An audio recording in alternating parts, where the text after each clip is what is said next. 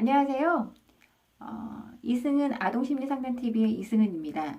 네, 저번 시간에는 귀신을 무서워하는 아이에 대해서 이야기를 해드렸죠. 그리고 애착에 대해서도 제가 짚어드렸을 겁니다. 우리 아이가 유독 귀신을 무서워한다거나 공포물을 봤을 때 같이 봐서 조금만 무서운 거 있었을 때뭐 같이 자 엄마 화장실을 못 간다거나 이런 아이였는지 어떤 아이였는지 확인을 해보셨습니까? 네, 일단은 모든 문제는 진단을 하면서부터 시작하는 거예요. 그리고 문제 없는 사람이 없기 때문에 다 누구나 심리적인 경험을 하죠. 어려움을 겪죠. 근데 이거를 어떻게 문제를 가져가서 더더욱 골마서 문제가 이렇게 확산되느냐, 아니면 이걸 가지고 내가 부족한 부분을 이렇게 조금 더 채워가느냐는 다 본인들의 역량이고, 그리고 이제 관심 분야가 이렇게 그쪽으로 갔을 경우에는 조금 우리 아이에게 조금 더 긍정적으로 할 수 있게끔 좀 고안해내고 생각하는 게 가장 중요해요. 그래서 어떤 또 학부모들은 그렇게 말씀을 하세요. 첫째 아이와 둘째 아이가 굉장히 차이가 많다. 하늘은 참 신기하게도 대부분 이렇게 첫 아이와 둘째 아이의 기질이 전혀 딴판인 아이로 이렇게 조물주가 이렇게 부모들한테 선물을 하는 것 같아요. 그러니까 엄마들이 내 아이에 대해서 양육에 대한 전문가가 되어야 되는 이런 시대가 왔어요. 그리고 이제 죄송하지만 우리 시대에는 저가 컸던 시대에는 부모들이 우리가 받았던 양육은 입에 배 먹을 거 들어가고 배 골치 않게 하는 게 우리 부모 세대의 사랑의 방식이었습니다. 근데 지금은 먹고 사는 문제는 어느 정도 해결이 됐기 때문에 이 아이들의 정서까지 읽어줘야 된다고 해서 어떤 어머니는 또 이래. 너무 어렵다. 너무 할 게 많아요. 저는 못할 것 같아요. 그러면 그렇게 생각하신다면 벌써 이제 그러니까 문제라기보다 어떠한 상황을 인식하는 단계가 차원이 이제 온도가 차이가 있으신 거죠. 그 성인 애착도 있고 아동 애착도 있는데 아동 애착이 긍정적인 아이가 사회관계망을 굉장히 잘 갖습니다. 근데 이제 그 애착이 부정적일 경우에는 건강하지 않을 경우 성인기에도 사회성이 굉장히 사회적인 관계망이 굉장히 협소하고 줄어들 수밖에 없어요. 그러니까 제가 이제 어떻게 수업을 듣다가 이제 박사과정 수업을 들으면서 대학원생들하고 이제 같이 함께 하는 수업이 있었습니다. 근데 그 수업 중에 어떤 학생이 같이 이제 그 수업 중 석사분이 자기는 공포물을 전혀 못 본대요. 나이가 20대 중반? 후반인데도 불구하고 전혀 공부를 보지를 못한다는 거예요. 그래서 한 번은 내용도 모르고 그냥 제목 하나만 듣고 이제 영화관에 가서 공포물을 봤다는 거예요. 얼떨결에. 그냥 재밌는 건 줄 알았는데 너무너무 무섭더란 겁니다.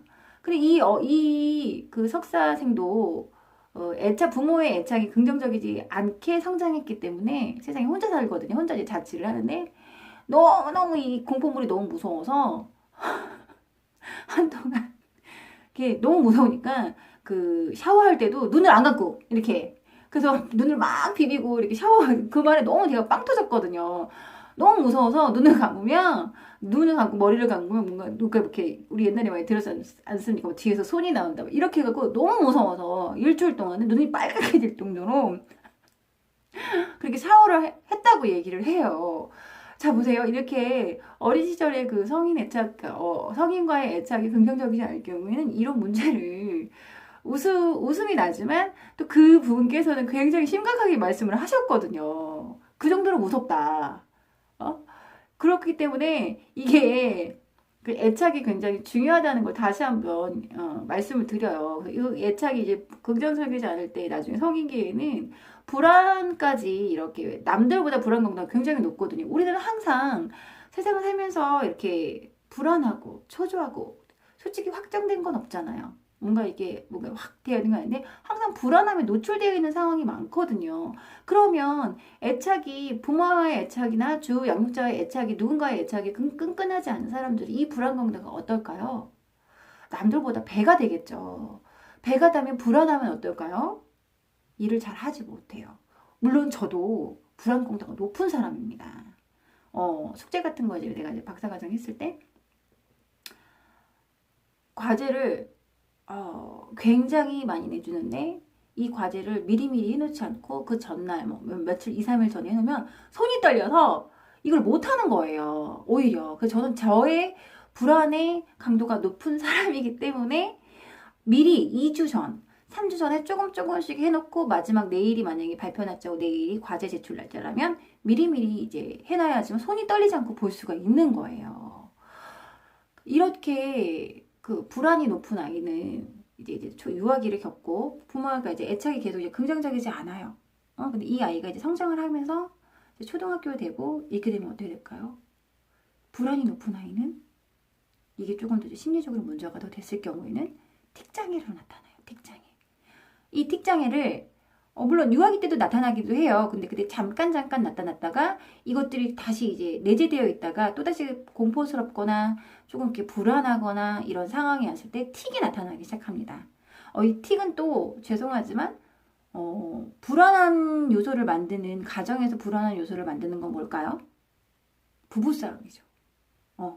아이들은 부부싸움 할 때 굉장히 힘들어합니다. 굉장히. 근데 부부싸움도 정도의 차이가 있겠죠. 정도의 차이가 있는데 굉장히 심하게 한다거나 이렇게 말을 또 이렇게 왔다 갔다 이렇게 하실 때 굉장히 힘들게 하거나 이 아이들은 불안 강도가 높아지게 되죠. 이러면 이제 불안 강도가 높으면 이 아이들이 이제 틱이 옵니다. 틱. 틱도 여러 가지가 있죠. 음성 틱, 눈 틱, 뭐 행동 틱, 움직임 틱, 막 이렇게 굉장히 많아요. 그러니까 그 하나하나까지 다 이렇게 할 수는 없지만, 이 틱을 대하는 부모의 자세에 따라서도 굉장히 달라요. 그만큼 애착이 중요한 겁니다. 그래서 저도 어린 시절 이렇게 눈을 이렇게 사시 이렇게 하는 그 틱이 조금 있었던 것 같아요. 근데 그 틱이 불안한 요소에 의해서 촉발이 됐다면, 이 틱을 잠재시키는 것도 부모의 양육 태도라는 거죠. 저희 학원에서도 뭐 많죠. 누구나 다 가끔씩 안 올 수는 있지만 이게 잠깐 왔다 가는 부분이 있고 잠깐 온 게 이걸 계속 강화시키는 것도 부분이 부모가 많거든요. 그러니까 틱 때문에 고민이 돼서 오시는 분도 많아요. 근데 그 틱을 그 기간이 3개월 안에 없어지기도 하고 6개월도 가기도 하지만 이게 장기적으로 됐을 경우에는 이 틱이 고착화되거든요. 근데 대부분 어른들이 이 틱의 문제를 잘 어떻게 해결해야 되는지 어떻게 대처해야 되는지 잘 모르는 분들이 너무 많아요. 제가 하나 알려드릴게요. 이렇게 애착이 긍정적이지 않아서 불안이 높고 그리고 귀신이 무섭고 이 귀신이 무서워서 애착을 긍정적으로 못하다 보니까 애착이 긍정적이지 않다 보니까 이게 또 불안 강도가 높아지고 이 불안 강도는 아이에게 틱을 유발하게 되죠. 이 틱은 유발하게 됐을 때 어른들은 모른 척 하셔야 됩니다. 그리고 이제 그때 아예 주의 환기를 시켜줘야 되는 거죠. 다르게. 얘가 막 틱을 막 음성 틱을 한다고 그럴 때 주의 집중을 다른 데로 환기를 시키는 겁니다. 근데 대부분의 어른들은 어떻게 하시냐면 너 그거 하지 마. 너 이런 거 싫어해. 너 왜 자꾸 목소리 내지? 너 왜 눈 자꾸 깜빡거리지? 너 왜 자꾸 얼굴을 이렇게 찡그리지? 이렇게. 얘는 불안해서 낸 그 틱을 무의식 쪽에서 이렇게 나오는 거거든요. 근데 이거를 부모가 입으로 말하면서 의식화식, 내가 지금 눈을 깜빡깜빡거리겠구나. 내가 엄마 말에 의하면, 아빠 말에 의하면, 할머니 말에 의하면, 이모 말에 의하면, 내가 눈을 깜빡거리고 목소리를, 같은 소리를 반복하거나, 아니면 이렇게 그 눈을 찡긋찡긋 한다거나, 이런 게 있구나. 이래서 아이들은 부모의 말에 의해, 양육자의 말에 의해, 나의 무의식적 행동을 엄마가 말을 함으로써 의식화시키는 과정을 겪으면서 이게 강화가 되는 거예요. 대부분 어른들이 이런 걸 잘 모르세요. 그래서 나중에 이 틱 때문에 틱이 굉장히 되게 많은데 음성 틱으로 간 한 남자가 있었어요.